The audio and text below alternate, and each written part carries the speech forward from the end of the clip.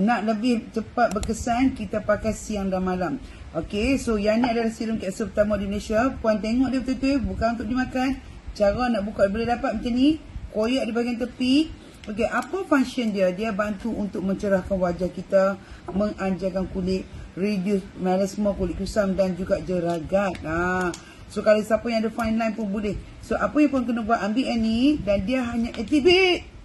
Maaf, saya pakai kipas terbang sana. Dia activate, dia kena ayak ataupun dia kena siram.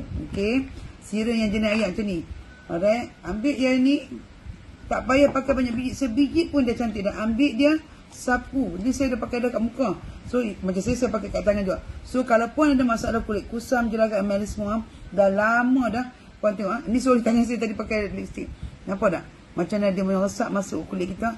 Dan paling penting puan, kalau puan nak kesan dia lebih cepat, pakai siang dan malam. Hanya beza dia, waktu siang pastikan pakai sunblock. Kita penat jaga kulit kita. Lepas tu keluar kita tahap matahari, habis rosak. Pasal tu kadang-kadang orang kata, saya pakai produk yang untuk jeragat melasma kulit kusam, tapi bila lagi saya pakai, lepas tu saya jelaga. You all jelaga kerana you all dah buang sel kulit mati. Lepas tu siang you all tahap kulit you all pergi ke matahari.